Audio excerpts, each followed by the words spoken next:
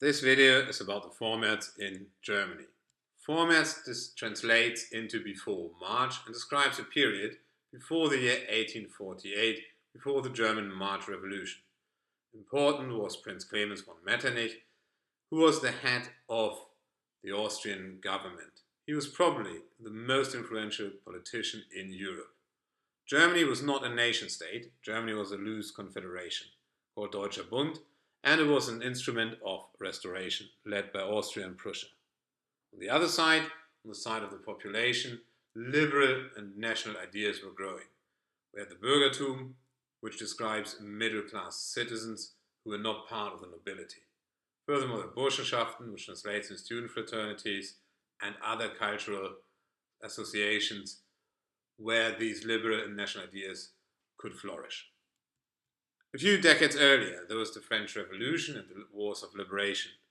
From these incidents, liberal and national movements could spread amongst the population of the German states. The Bürgertum was getting wealthier and wealthier, and of course also the self-esteem must increase.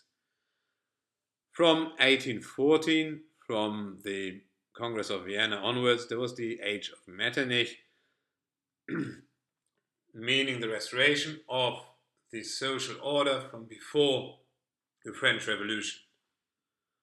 That also meant restrictions on cultural and political activities. And these restrictions, this oppression, drove liberals and nationalists to go underground. And they disguised their activities in student fraternities, gymnastic associations, and other clubs. If you put it to one line, around 1830 in Germany, there was a strict governmental means to restore the old order versus the strong will of the population to live freely in a unified German nation-state.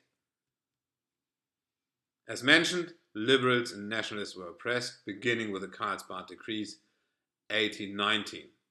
Afterwards, they went underground, and in 1830, there was the July Revolution in France.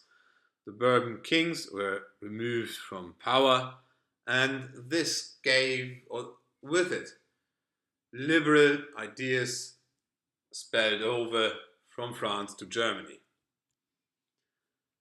In several German states, there were riots then, and constitutions had to be ratified. So a massive step towards a constitutional state, towards justice. The Belgian Revolution and the foundation of the State of Belgium gave then the national idea. A very important step was an event was the Hambacher Festival, a mass demonstration for national unity, freedom and sovereignty. Afterwards, the monarchs and the governments intensified their measures of restoration and oppression.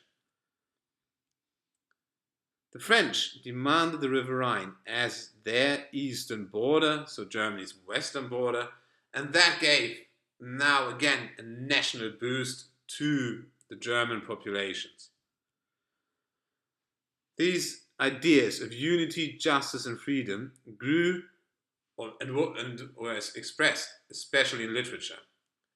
Probably the most important one was the Song of the Germans, das Lied der Deutschen, written by Hoffmann von Fallersleben. And today the third verse is the German national anthem, and there it is, it says Einigkeit und Recht und Freiheit, which translates into unity and justice and freedom. In 1847 there was a failed harvest and famine in Germany, and that was the second element needed for revolution.